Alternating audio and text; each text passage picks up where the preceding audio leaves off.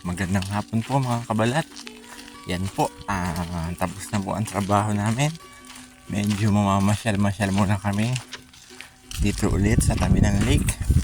Iba nagka-camper van dito. Dito sila nag-stay. Ito po, maghahanap kami ng mga prutas. Mangunguha muna kami ng apple. May nakakita kaming puno ng apple dito. Medyo mahirap po makyat. Yan po. Mga nakalaglag lang po ang apple dito. Yan po siya. Gutom na. Tinikman ng apple. Ano lasa? Masarap. Matamis? O sige na, mamitas ka na. Hindi siya maasim. Yan po, wala namimitas ng apple. Kami lang.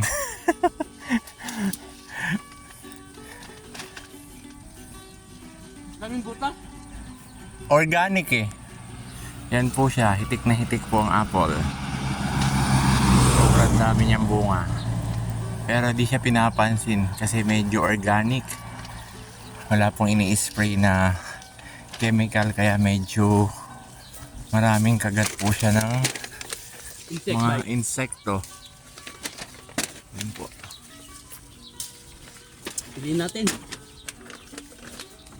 Kahapon po, doon naman kami sa bahay ng isang Pilipino. Yun po kami, doon po kami namitas ng pears tsaka ng plums. Mamitas muna tayo ng mga pears. Ay, wag. Yan po mga pears dito, pinababayaan lang malaglag.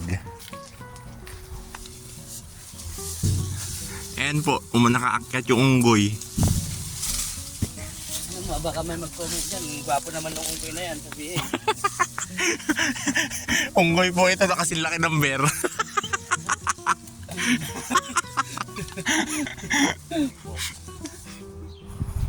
Nangunguha naman ng plums.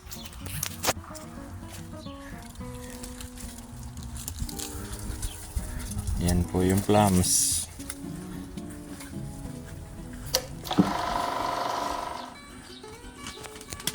Yan po ang aming buhay dito sa New Zealand pag walang magawa. Pagpatapos na ang summer, medyo naglalabasan na po yung mga fruits. Lakad-lakad ka lang. Sa gilid ng daan. Pag uwi mo, busog ka na.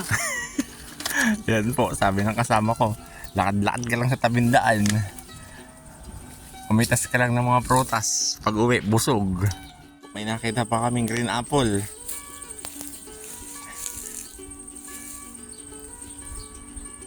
Ayan, tinikman niya na naman. Ano? Kamusta lasa? Maasim!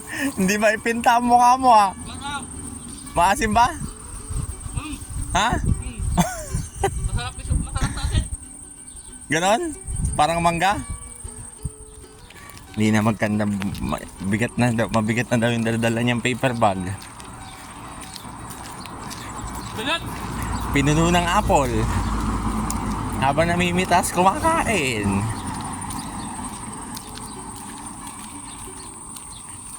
Sarap! Pitas namin kahapon ng mga pears tsaka plums. Yan na lang po natira. Iniwan ko sa bahay yung iba at kinain na namin iba. Ito po yung ngayon naming napitas, mga green apple. Ito pong green apple walang sira. Kasi medyo maasim, ayaw na insekto. Pihikan din sila. Ito po yung mga red apple. Medyo hindi pa po hinog pero tad-tad na po ng kagat na insekto. Kasi matamis. Yan po. Medyo napagod na paglalakad. Uwi na muna kami.